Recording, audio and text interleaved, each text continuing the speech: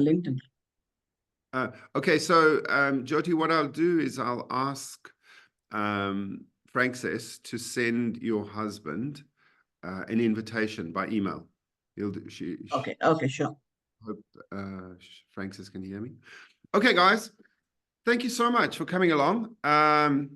It's great to have you here. I'm very happy to have Jyoti, Frances, Hallie, Jennifer, and Samuel from Uganda. So thanks all of you for coming along.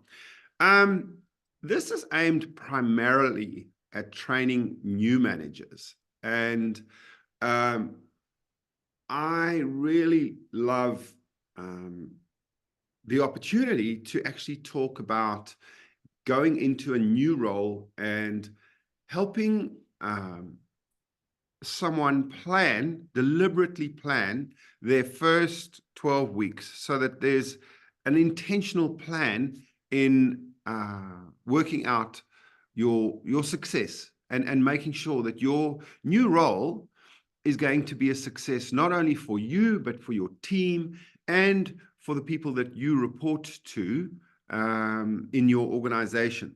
So what I'll start by doing is I'm just going to read you 2 leadership quotes, inspiring definitions of leadership for new managers.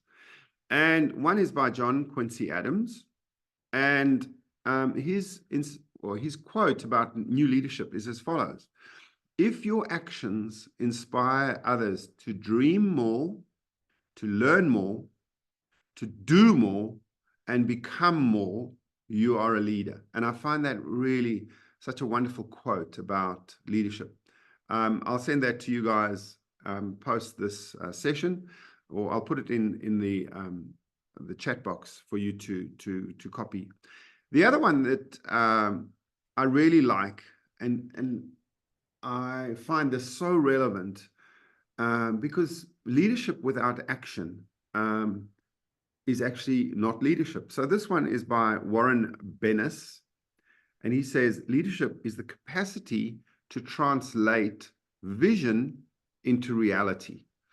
And if you're leading, you are leading yourself, you're leading one other person. I always say lead one other person first, and then you're leading your team. But self-leadership too is so important, because remember this. Say you're in a particular role and you've managed that role successfully. The chances are, here we go. We've got, the chances are the role that you're currently in is going to throw up challenges at you all the time. And what will happen is you will overcome those challenges, you'll reach your goals, and then it's very likely that if you're ambitious and you've shown your potential, you're very likely to get another leadership position. But I always say that what gets you here is not going to get you there. And I mentioned this in one of my previous talks. So when you step up or you step aside and go into a new leadership role, you're going to be faced with a whole bunch of new people, a whole bunch of new problems, and a whole bunch of new challenges that you will then have to redevelop other skills. Those previous skills that you developed will be in the background, and that is part of your experience that you can count on for future leadership positions. But so the big thing with leadership is that vision and your ability to actually paint a picture, paint that picture in color. It's not just an outline. It's not just a drawing. It's a picture that you paint for. It's the picture that you paint for the people in your team, so that they fully understand. They fully understand what is expected of them and what their KPIs are and what their targets are, so that you can actually then let them go. And all you are then doing is holding them to account to the goals that you've set for them with them. I'm generalizing a bit now, but and when I say that, is it's really important for them to understand the importance of their role and how important it is to you and how important it is to the organization as a whole. How do they fit in to the organization? So I'm going to flick to the next slide where we will just talk to these core principles of leadership. And I think, to me, if you can understand your organization's vision and mission, and you can allow that vision and mission to cascade to where you are in the organization and past you. If it's a flat organization, it's really important for you to understand exactly what the outcomes are of the organization that you belong to and what your portion of contribution is to that overall goal. And you do that through your vision and communication with your team. And then I like to always stress that it's about your integrity and your accountability to yourself and to your team. And then finally, it's about your adaptability and resilience.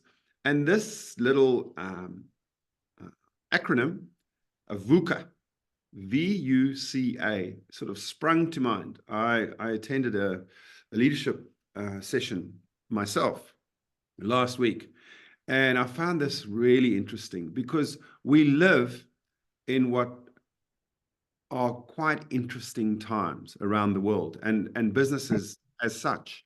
So the first thing I'm going to touch on there in the VUCA is volatile. We live in volatile circumstances. And as long as we understand that and allow ourselves to be in a situation where we all understand that we are living in volatile. Your role as leader is to counter that by making this situation that you're in as comforting and comfortable for your team as absolutely possible. The you stands certain. Manoj, please, would you unmute? We're just getting a bit of feedback from you there. So we've got V for volatile, U for uncertain times, and C is because of the two above, we're living in complicated times, which is why leadership is so, so, so important. In complex times, you need to ask so many questions from your team, and you've got to check in on them as regularly as possible. And then the A of VUCA is ambiguity. I'll get Frank says just to quickly type those in for you into the chat box. So it's VUCA, V for volatile, U for uncertain, C for complicated, and A for ambiguity. And it's your adaptability and resilience that will hold the day for you under those circumstances. So I'm going to throw this open now. And if there's anyone who'd like to come in on a point that I've got on this slide, and that's how these conversations actually work. It's really just me doing a little bit of teaching and a little bit of sharing of knowledge, and then asking you to come forward with a comment. So if anyone would like to come in, you're most welcome to do that now. Otherwise, I'm going to ask you to come in. So I'm going to go in the order that you came onto the call. So Jyoti, would you like to just make a comment or join us by adding something to this particular slide?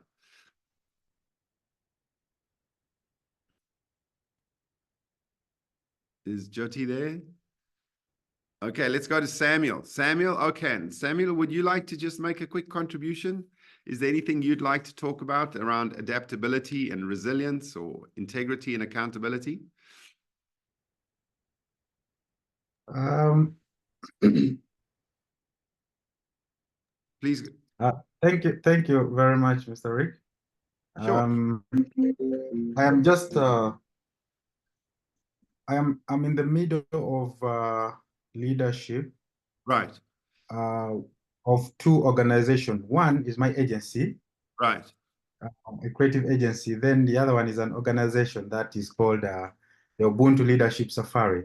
Oh, wonderful. So Yeah, yeah, so for Ubuntu Leadership Safari, I'm the creative lead. And then for my agency, which is a creative agency, I am the creative director or the CEO. oh, fantastic. Now, if I'm going to talk about um, transparency or accountability or things to do with resilience, Yes, it's sometimes it's very different when you're dealing with an organization and you're dealing with a company. right. Organizations are most times streamlined for transparency and accountability, but Yes, companies tend to just look at, are we making profit, even if the people are very scattered. yes. So I think for now that is the knowledge I have that ties to the words of accountability, uncertainty, and all those things. With organizations, it's a bit streamlined. Companies, not so much. Okay. I think No, that's what I can say. Yeah, thanks. thanks for those insights. I appreciate that. I'm going to ask Jennifer, would you like to come in and just add a quick word there about anything on around these leadership playbook core principles? Sure. Yeah. So, well, so as far as the core principles and vision, and I actually wanted to talk more about the VUCA, if that's all right. Yeah, no, go ahead. Go ahead. Please Okay, do. great. So I first heard the term VUCA back in business school about 10, 11, 12 years ago.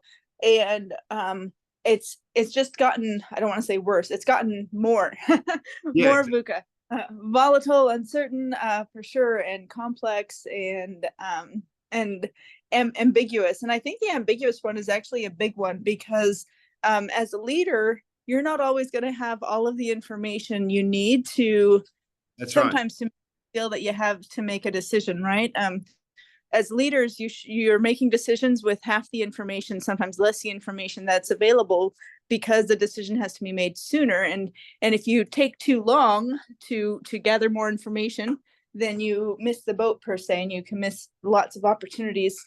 That's And right. so you've got to be comfortable making decisions. And as a leader, like nobody's perfect.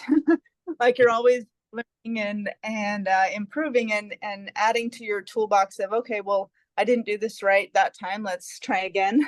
And I Yes, think that's also a big part of being a leader is just trying, getting back up on the horse or whatever, and acknowledging, especially if you're leading employees, acknowledging that you're learning as well. You obviously still need to lead, right? Like you can't just let an employee like usurp your power or something like that. But I guess what I wanted to make the point of is that it is a VUCA world. It's even more so, and I think it's going to get even more as the years progress. And having leaders being comfortable in that VUCA world. So something that my company reiterates a lot is being comfortable with being uncomfortable. that's great. So you're going to be in uncomfortable situations more and more, and it's just going to be like the new normal. And you just you deal with it, like you work with it, and you have the information available, and you don't beat yourself up when you do make a mistake, because if you learn something new, because with the information that you had, you're making that decision kind of thing. So I guess wanted to just talk about the ambiguity and the uncertainty, because sometimes you're just need to be in it and be okay with it. Absolutely. And I'll just concur with that by adding this little bit, and that's about when you're in this uncertainty, occasionally there's going to, well, more often than not, you're going to have to innovate, and you're going to have to be creative in that innovation. And in order to do so, any kind of innovation is going to require you to take risks.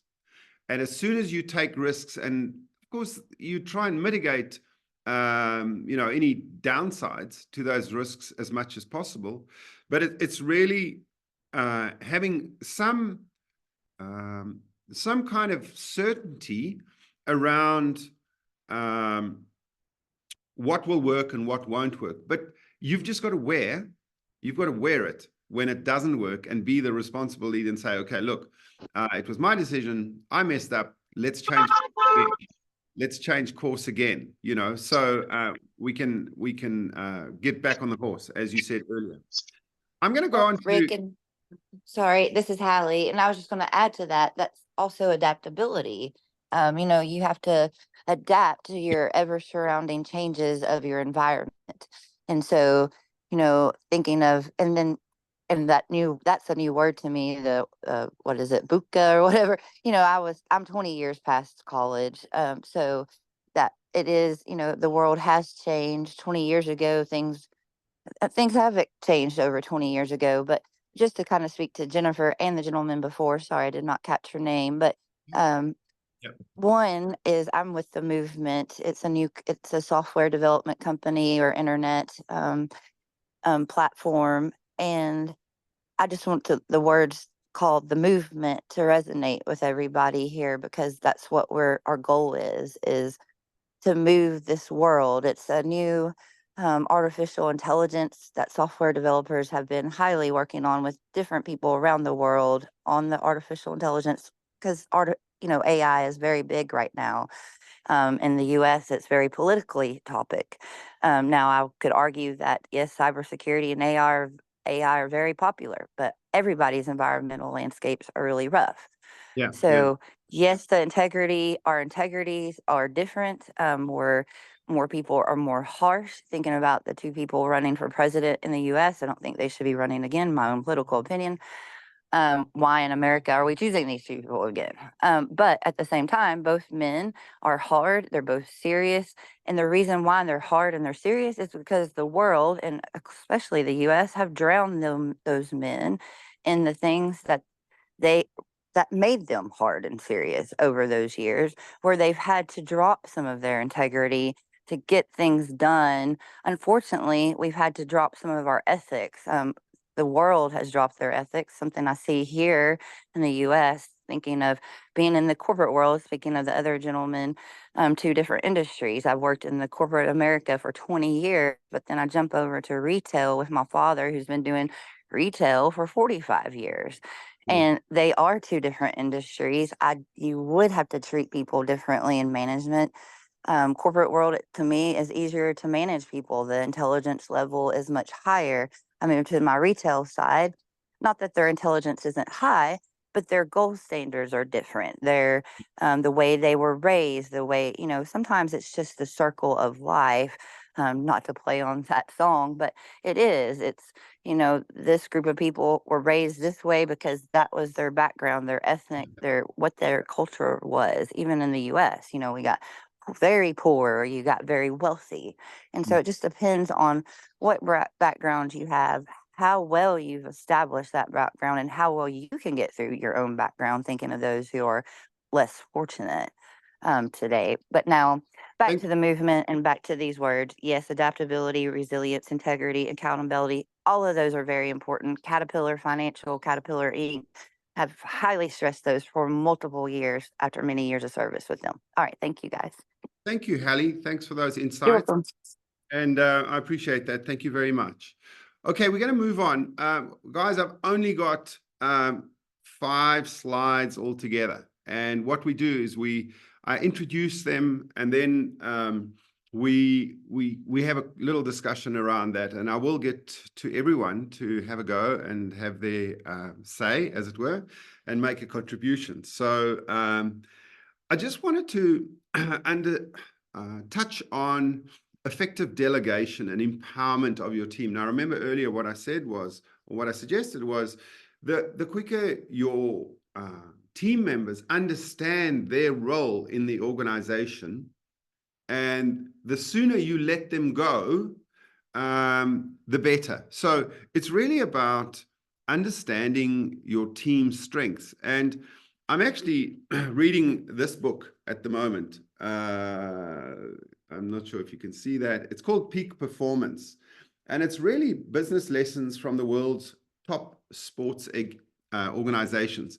Now, I'm not sure if you know, but I was actually a tennis pro coach, and I still play a hang of a lot of tennis when I can, which is why I love giving sports analogies and to my Indian participants today.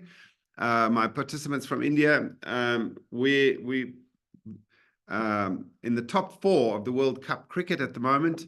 So we may, if we can get through Afghanistan, can you believe, be facing India in the week over the weekend. So that's going to be a wonderful thing. Oh, and by the way, too, it's the first time that Cricket World Cup has been played in America and the Bahamas. So for my American friends, I'd be curious to know whether you've heard anything about the T20. It's T20 Cricket World Cup. Anyway, so I'm going to just quote from Netball Australia, and when they're talking about understanding team strengths, and that is respect for and trust in the abilities of other team members built up over time. So once you've built that trust of your team members, you let them go, let them run their show, let them coach their colleagues when they come in. It's also about fast-paced, intuitive understanding of each other's needs. What are the other people's needs in the organization? Not only yours, what are your boss's needs? One of my most important conversations when I started a new role was to actually sit down with my leader and say to them, and it might have been the CEO or even the board chair. When you're in a senior director position, you work sometimes with the board chair. Ask them what their needs are around your relevant topic. The next one is confidence and belief in success. You want to believe, you want to not only believe that you are going to have success, but that your team members will be successful in once you've done the delegation and you've empowered them. You are motivating them by believing in their success as well. The next one is about passing the ball, passing information throughout the organization. Withholding information will suffocate your business, 100%. So it's really a case of making sure that all team members have information at the right time so that they can use that information to the success overall of the organization. And then being there when you are needed. A manager needs to support the people that need him. More often than not, you are required to lead. People crave leadership. They want leadership. They want direction. What do we do next? And the more you empower them and the more you allow them to help define the direction that their area of expertise is in, the better. But there will be often times when they say, what do we do next? How do we take the next step? And then finally, the big thing, I think, is making sure that everyone in your team gets an opportunity to contribute to the success of your organization, the success of your section or your team that you're leading. Make sure that you ask everyone in the organization to participate and come forward with their ideas, even if it's just to say, hey, you know what? I don't have a better idea right now. This is what I think, and I'm not too sure whether my idea is going to work. But yeah, invite everyone to participate in the idea-making process. Now, I'm going to throw this open again. Ryan, I'm not sure if you can talk. I know some people just participate. Ryan, if you'd like to contribute around effective delegation and empowerment, we'd love to hear from you. Ryan Smith? Hello, can y'all hear me? Yes, Ryan, welcome. Thank you. Well, effective delegation. My biggest and most primary role in the company I work in is continuous improvement. Fantastic. And with the team I have, I think for me the most important thing is transparency. Like you're saying. So if you don't understand something, you need to ask those hard questions. And I think by effective delegation, one of the techniques I like to use is called stretch assignments. So essentially, giving them a task that they've never done and having them ask those questions, have them go out and do that research and Yeah. pull that information and just be there for support, and essentially delegating with authority so they can go ask those higher people and get out and network and meet new people from different departments to get to that information, and there for support, 100% having their back. I think that's very important when it comes to delegation and empowerment. So, fantastic, Ryan. What a quick follow-up question to you is, what area, what industry are you in? Currently, I'm in the automotive industry, manufacturing. Oh, So, fantastic. Okay. Oh, no, well, that's wonderful. I really appreciate your contribution. Thank you so much. I'm going to come back to you as we go along. We usually spend about 45 minutes to 50 minutes in a session, so we get to get everyone to have a contribution and have a little discussion. So thank you, Ryan. yes, sir. Netzanet, are you there? Would you be interested in just contributing as well? If you unmute yourself and join us. Netzanet, you there? Hello. Hi. I'm very glad to be here. It's my first and my second. I think this has been my second time to joining this session, so I'm very interested, and I have bad and good news to tell, because I have been a leader. Yes. And then I am an employee, and now I'm a self-employed or job seeker. But when I was a leader, I experienced different things, and when I was an employee, I see how leaders act and how they are supposed to be. Right. So in the company, I was working in different company. By chance, I was working in air transport companies, in manufacturing in my small business or small manufacturing companies. So they have different leadership skill and experience. So I see leaders.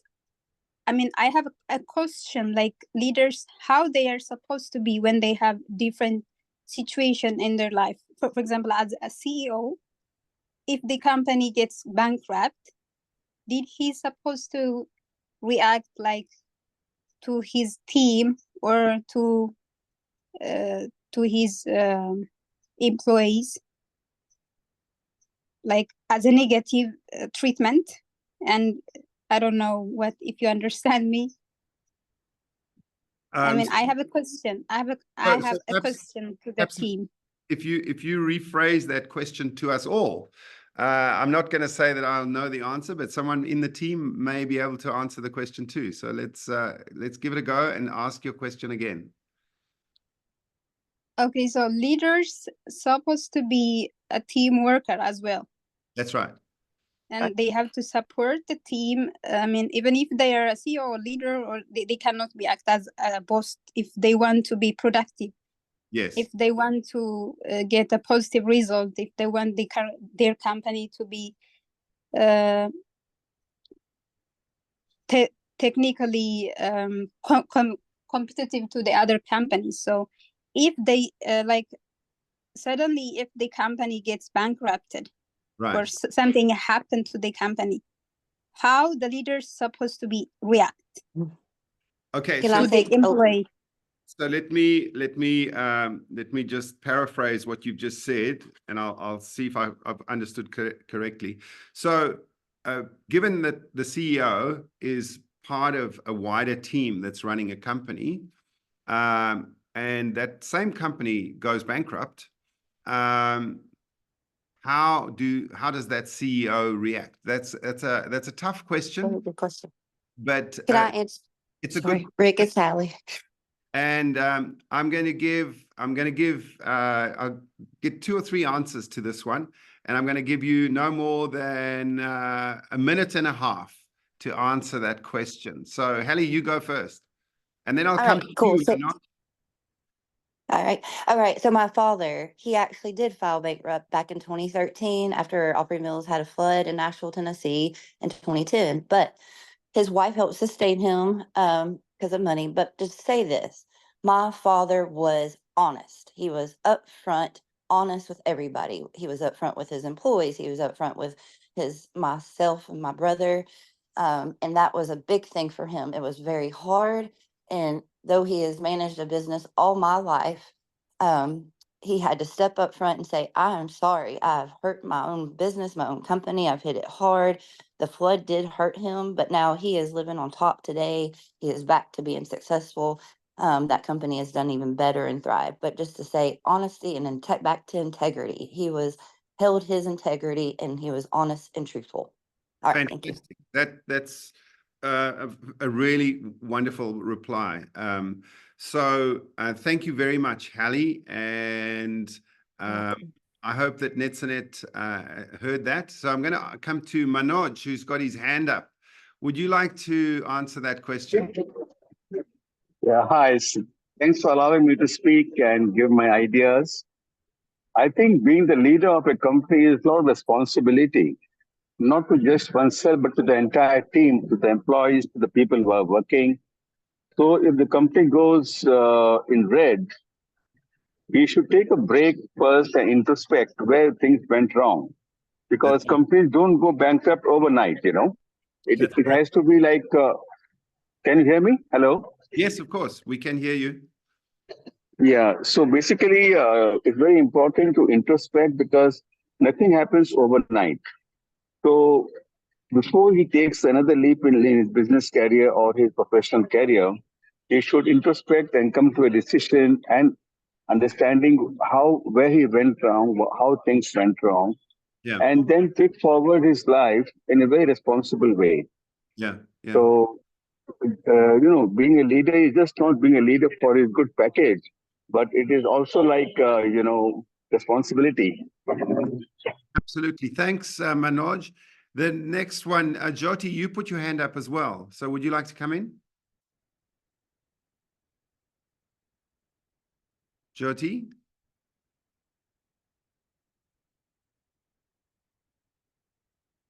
Okay, so I think we covered that. We got Hallie and Manoj. I'm sorry. I just went down. I think I was on mute. Okay, go for it, Jyoti. Yeah, so I mean, according to me, number one, the question that you asked for delegation, I would answer the question if I may first. So the delegation, I think, I just have a one-line answer for that. That when you delegate work to a colleague, you should also identify what tasks are you delegating to whom. Is he capable of doing that? Right. You have a couple of employees in the company. So how responsible is that person for that particular task? If the person does not see him, then you should not delegate that. Choose the right person, then you should identify tasks to delegate, whether you need to do it or you can delegate it. And be very clear when you're giving your delegation instructions. That's and right. What are you expecting out of it? And you should also, I think, what I really believe in most companies, at least in our part of the world, and I think we delegate to people we give them responsibility without authority. But I think it should go hand in hand. For the employee finds it easier to work when he has authority. He doesn't have to keep calling you up. Let him have the decision-making power also. Of course, for the major ones, he will come back to you and offer him all the the sources that he would require. And those are the kind of, take constructive feedbacks, and those are the things I would really go on for that. Now, in case of, suppose it's bankruptcy, Yeah. I think you need to be really calm in that situation. We need to really assess the situation. Don't just blame a person in particular, because somewhere down the line, even the employer also could be involved. He did not delegate properly. So let's not put a blame on someone in particular. Yeah.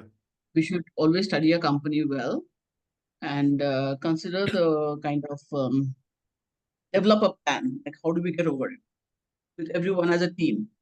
That's right. Thank you. And also communicate with stakeholders, because the people who are there involved in the company, they also kind of, they should get the confidence that, okay, they are working on it. Because, at times, rumors just spread.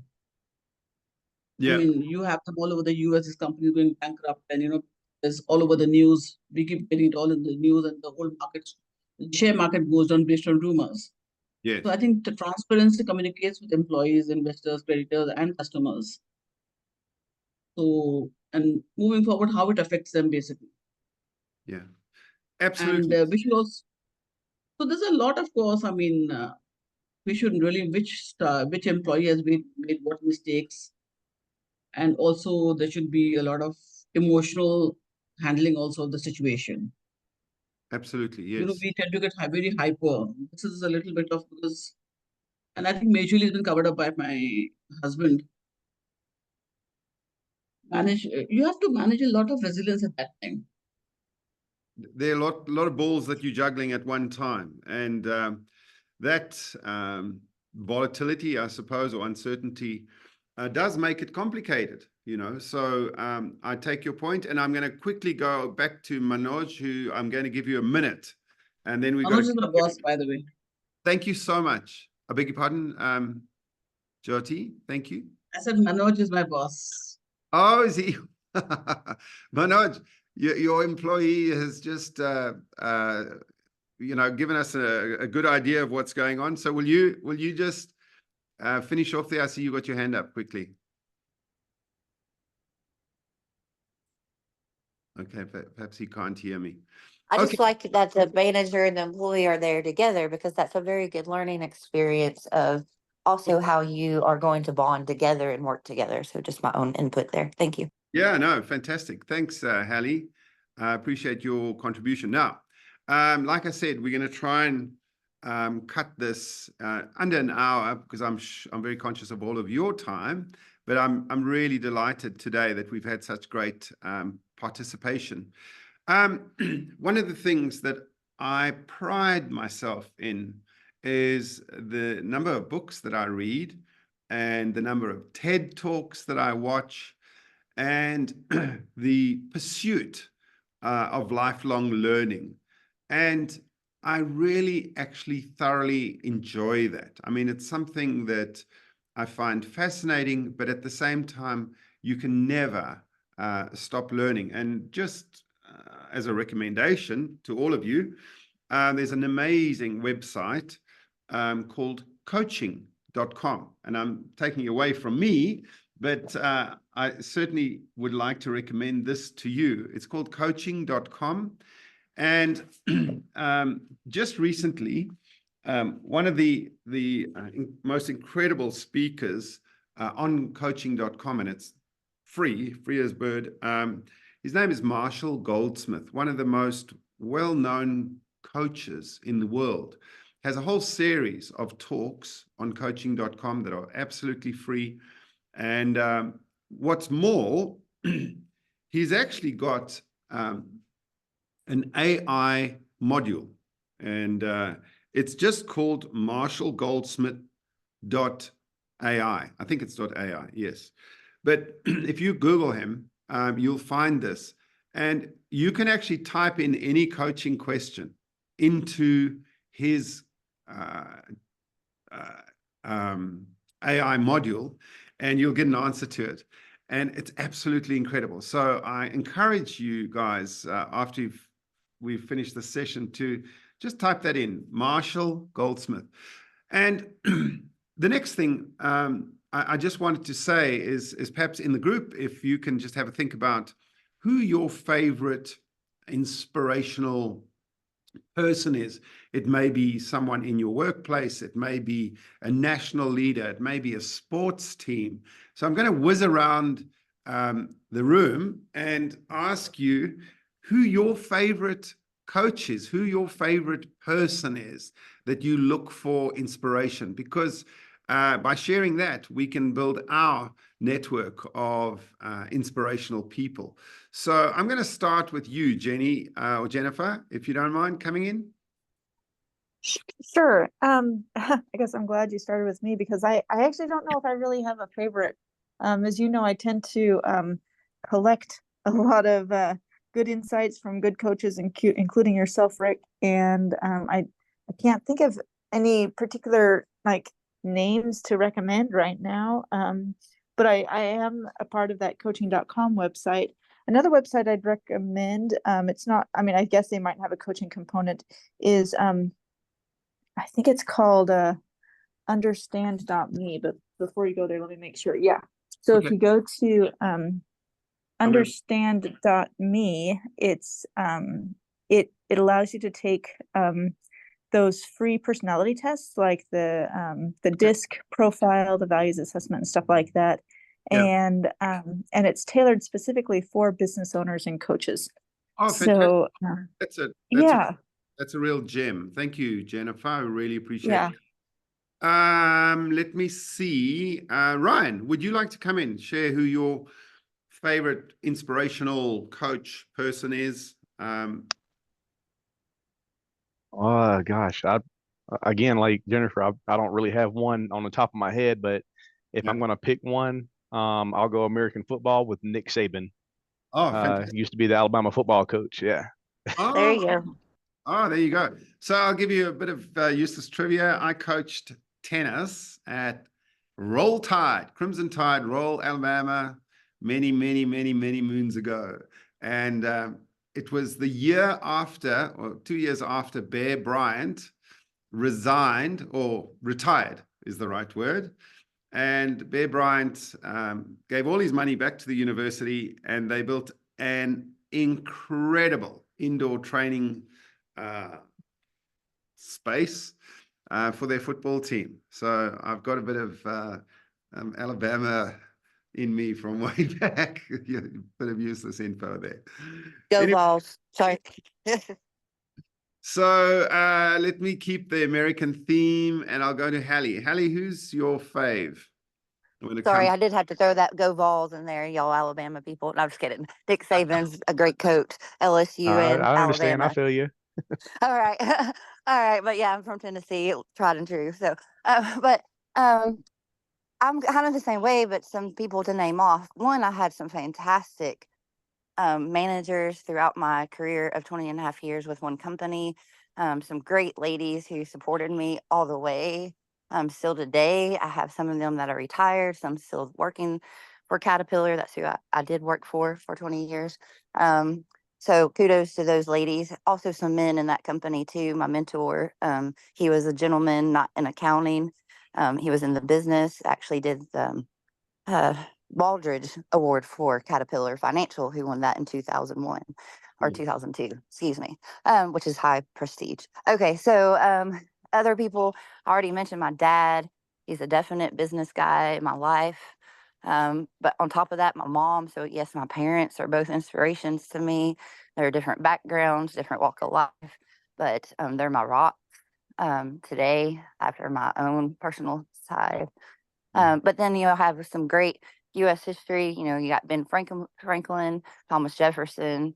Yeah. There's some great quotes out there. Benjamin Franklin's a definite one with some great ideas, great philosophies. I would love to see what he would think of the 21st century, though. So there's some good inspiration. Of course, even like Dolly Parton, a great country singer. Yes, my last name is Parton, but I'm not related. But she is a female out there who's done a great job, as well as some other female role models. So thank you. Thank you so much, Hallie. Now we're going to go to Samuel. Samuel, who's your fave? I'm going to stay with one of the best business leader. He's called Vusi Thembekwayo. He's Oh, from I know South Vusi. Africa. Yeah, Yes. Vusi yeah, yeah. Tempai, the South African guy. And Yes, he's an incredible speaker, yes. hugely inspirational. Well, thank you for throwing a South African in there. That's really cool. I'm very pleased to hear that you find him inspiring. He certainly has got a big social media team around him. You'll find him on Facebook and LinkedIn and Instagram, and he's Yeah, forever quite present. And certainly, I think that he's absolutely inspirational. He's sort of outgrown South Africa almost, and I know he's based in Dubai at the moment, or I believe. yes. Yeah, so he's really cool and very inspiring, very, very humble. He's a true believer, and he's just so inspiring. Vusi Tembekwayo. So Yes. yeah. So he also throws in a bit of Xhosa, and that's one of the languages, 11 official languages in South Africa, 4 of which I can speak. I speak Zulu, and I speak isiXhosa, ndingumXhosa, vele maXhoseni, and he speaks Xhosa as well, and I speak Afrikaans, and so those are my languages. Now, I haven't forgotten that we've still got Netsanet. Would you like to come in and give us a favorite? Well, I'm just I want to skip it, but until then, my favorite is still Sonal. She's on LinkedIn, so she's my favorite Oh, coach. can you just repeat her name? Sonal Bahir. Okay, fantastic. Can you put her name in the chat so that I can get a record Yeah, of? sure. Okay. Cool. Thank you so much. And then I've got Jyoti, and I'll go to Manoj as well. I think Samuel got the best out of you when he mentioned the South African as his inspiration. Yes. You were totally excited. Yeah. Well, if you told me first, I think I would have been kind of little zapped and out of answer because it takes time to think, Yeah. Yeah. But Yeah. since I did have time to think, I think being in Calcutta, Mother Teresa has been a great inspiration for me. Of course. Yes. We Yes. all know her and how her work with the poor and for her humanitarian work, she's just out of the world. And we've had a chance to meet her also. Oh, incredible. Okay. And yes, we are very proud to say that we also adopted a baby also through her. Oh, that is inspiring. That is. Yeah, so she's been a great inspiration for my husband and me. And Yeah. then, of course, is, of course, now she's no more, but among the living people, I think right now, Ratan Tata, if you know about him, from the Tata Group, that's a very popular group in India. Yes. Yes, I do. I've He heard has of. made a lot of money. He's got very good ethics in his business. And along with that, he's also into a lot of philanthropy. Yeah. So it's about being a businessman with a philanthropic approach. Fortunately for me, he's a big guy, and I had a chance to meet him too. Well, And he's very, very humble. And that's of course, not to miss the founder of Infosys, yes. Narayan Murthy. Yes. Oh, fantastic. Oh, well, that's a Yeah, lovely. so I can just name these 3 people because I think there's also that making money can be easy, but also contribution to your country, contribution to the society is also very important. So these Mother Teresa, Ratan Tata, Narayan Murthy, I would take it, these people, all Indians. I could not name anyone, from any foreign land right now. Yeah. Well, I'm sure I would. If I had more time to think, I would. Well, honestly, I don't blame you for choosing those at all. I think they're all extremely inspiring people to have, and certainly highly recognizable names around the world. And I know of them too. So that's lovely. Oh, I'm glad. I'm glad. Thank you, Jyoti. Finally, Manoj, would you like to come in and let us know who your favorite inspirational person is? Are you there, Manoj? Okay, never mind. don't think he can hear me. Okay, guys, I am so delighted. I'm so delighted that you've all participated today. I really appreciate you all coming along, and it's been a fabulous session. I like small sessions like this. It's really cool. And I want to thank my wonderful assistant who helps me, and her name is Frances.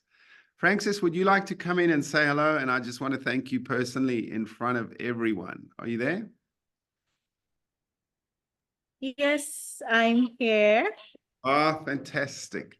So everybody, this is Frances. She is my absolutely trustworthy, reliable, solid as a rock assistant. And she's in Nigeria. So today we've had people from the US, we've had people from Africa, and we've had people from India. And all of you participants, I just want to say, hey, thank you so, so much for being part of the show and being part. You know, it's really cool to have you here. I'm going to ask you all to do one favor for me now. This is your homework and your next step. We certainly can share this video and we can share the slides with you. So that's how we will sort of summarize the talk, and you'll be able to see my notes as well when I send you that PowerPoint.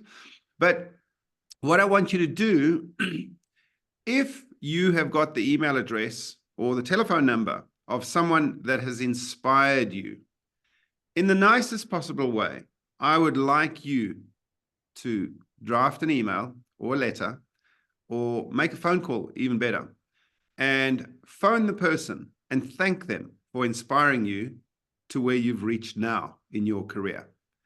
I can honestly say it's going to make them feel absolutely valued, and it will make them feel absolutely great.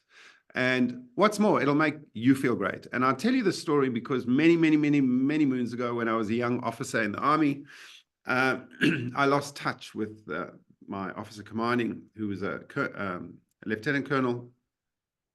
And like 20 years later, I managed, through the wonders of the internet, I managed to find his telephone, and I phoned him. And I just said to him, I said, Colonel, or at this stage he was a general, I said, General, I just wanted to let you know that I used your leadership principles that you taught me as a young officer. I used them throughout my career. And the most amazing thing happened. He, for a start, recognized my voice. Perhaps that was because I was the only English guy that he knew at the time, because everyone else was Afrikaans. But nonetheless, he recognized my voice and he remembered my name. And that was just so heartwarming for me. But what he said in Afrikaans was, he said, "Jy trek 'n riem onder my hart," which means, it's sort of a metaphor, I suppose, for you've touched my heartstrings. You've warmed my heart by phoning me. So I'm going to challenge you all to write to someone and do exactly that. Just tell them, hey guys, I just want to let you know that I really appreciated your support when I was in a junior role. Do that, and we'll see you next week. So, hey guys, thank you so much for being here. I loved having you all. To my new participants, Ryan and Samuel and Manoj and Hallie, I know, and Jyoti, thank you so much, guys, and we'll see you next week. Thank you. Bye, guys. Nice to meet Yes, all sir. of you. Thank you. Bye-bye. And I have Bye. notes in Pleasure the was ours. comments. Thank you. All right. Thank y'all. Bye-bye. Bye. Bye. Bye. Bye.